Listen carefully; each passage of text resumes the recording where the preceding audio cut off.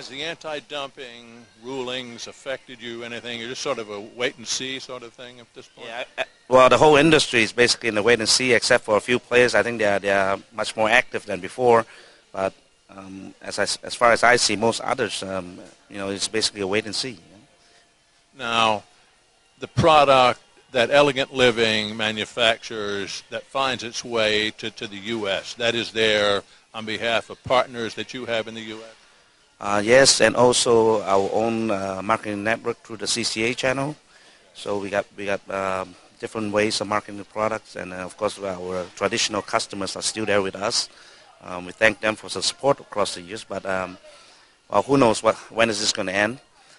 Things are going to change. I'm sure we'll have to see. Here in the domestic market, I've heard, I guess for the last year or so, that wages are going up, workers want more money. How has that affected your export business? Well, I'm happy to say it hasn't, but of course we do understand the bottom line is with the changes of cost, that will affect our competitiveness now. But at this moment we are more focused on marketing of the brand. And like in Europe, we have representatives taking our products, promoting the brand slowly but surely. We are in no hurry to grow quickly, but we will get there. And hopefully by the time in another 5 years, Elegant Living will be a much better known brand around the world. Yeah. So then you will be selling, well, do you currently sell product in the U.S. market under the Elegant Living brand? No, we don't. That's still sensitive as far as we are concerned because we do deal with quite a few bigger players in the market. Yeah. So that's not likely to happen anytime soon? Probably not. Yeah. The domestic market, we read all the time about how the middle class in China is growing. We talked earlier how the emphasis has switched from looking to export to furnishing the domestic market. How has that grown over the last several years? Well, of course, we had some very good growth in the last 5 years. But right now, with the new government in place and new policies, especially on the tax side of it, it seems that the market is a little bit hesitant to be making purchase decisions at this moment. Yeah. Talk about the new government. I just saw a piece that this morning on television how the new head of the Chinese market is touring the world, and I think with the First Lady. And how have policies changed with this new administration? Well, this one, David, I think being a Malaysian, I'm not supposed to comment on it. So I think probably I don't want to talk about this one. Man. Competition in this country in terms of the domestic market here. I have to imagine that's getting tighter and tighter. Talk about the competitive situation. Well, of course, with the market softening here, competition is definitely going to get more difficult. And that's why I told you earlier that as a company, we're growing in a slightly different direction. Instead of just offering plain flooring, we're giving a package. So I think we hope that would secure us our place in the marketplace. Will that change your presence in the retail arena? You now have, you said, 1,500 floor covering stores. Will there be more product in those floor covering stores, or will that change in one way or another? Some stores, the ones that are large enough, probably they'll put in the new products. On our side, we're actually building some bigger stores in the major cities, and that is just to showcase our products. And of course, it's in plan, and we do expect the designers, the architects, and the consumers to come by our stores and actually experience the product as a whole.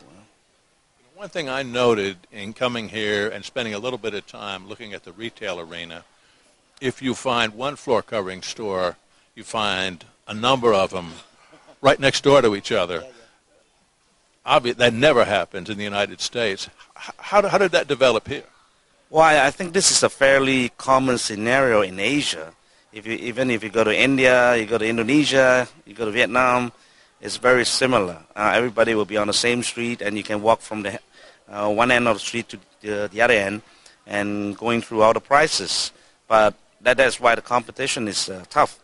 But we try to distinguish ourselves from the competition more in terms of the professionalism of our staff in the store, as well as the service. And I guess that's why branding is so important. I guess when I first came here and I saw you're affiliated with American brands here in China, and I thought, well, I don't understand that. But I guess the reason why branding is important is because you're right next door to all of your competition. Yeah, I mean, everybody's just trying to separate themselves from the competition. I mean, by doing so, we believe, of course, in our own branding, and spent a lot of money over the years achieving what we have today. But the market is getting so tough now. I mean, for the same dollar spent now, right, you probably won't achieve half of the effect that you did if you have done it 5 years ago. You know? Yeah. What are your expectations? We're talking about the middle class growing. The level of wealth is increasing, I suspect. In terms of particular types of flooring, do you see changes in that area? Not significantly at this moment. Yeah, everything's probably pretty much status quo.